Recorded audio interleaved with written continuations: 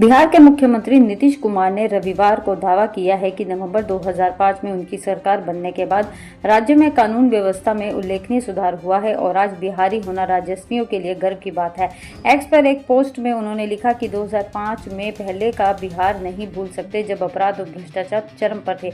हमारी सरकार आने के बाद कानून व्यवस्था की बहाली को सर्वोच्च प्राथमिकता दी गई। अपराध और भ्रष्टाचार पर शून्य सहनशीलता की नीति अपनाई गई है। अब राज्य में भय और आतंक का माहौल नहीं है। बिहारी होना राज्य के लोगों के लिए गर्व की बात है। मुख्यमंत्री ने विपक्षी गठबंधन इंडिया पर नाम लिए बिना निशाना साधते हुए कहा कि 2005 से पहले राज्य में पूरी तरह से अराजकता का माहौल था। उन्होंने आगे लिखा कि शाम 6 बजे के बाद लोगों का घर से निकलना मुश्किल हो जाता था। हमारी बहन बेटियां सुरक्षित नहीं थी।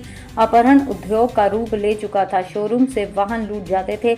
अपराधियों के डर से कोई नई गाड़ी खरीदता ही नहीं था। उन्होंने दावा किया कि पैसे वाले लोग भी नया मकान बनाने से कतराते थे। उगाही करने वालों के आतंक से उद्योग धंधे बंद हो गए थे। डॉक्टर और इंजीनियर राज्य छोड़कर जा रहे थे। उन्होंने कहा कि पूरी व्यवस्था ध्वस्त हो चुकी थी। कानून व्यवस्था जैसी कोई चीज नहीं थी। अपराध का सत्ता में बैठे लोग संरक्षण देते थे।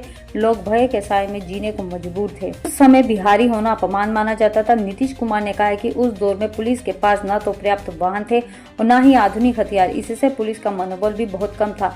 उन्होंने बताया कि 2005 में बिहार में पुलिस थानों की संख्या 817 थी और अब बढ़ाकर 1380 से अधिक हो गई हैं। उन्होंने ये भी कहा कि 24 नवंबर 2005 को नई सरकार के गठन के समय बिहार पुलिस की संख्या बेहद कम थी। 42,481 पुलिसकर्मी कार्यरत थे। मुख्यमंत्री नीतीश कुमार के अनुसार 2013 से महिलाओं को पुलिस बल में 35% आरक्षण का लाभ भी दिया जा रहा है। उन्होंने पोस्ट में लिखा है कि महिलाओं की सुरक्षा सुनिश्चित करने और उन्हें सशक्त बनाने के लिए बड़ी संख्या में महिलाएं कांस्टेबलों की भर्ती की गई। ट्राइबल वीमेंस प्राइड बटालियन का गठन किया गया। बिहार पुलिस में महिलाओं की भागीदारी अब देश में सबसे अधिक है।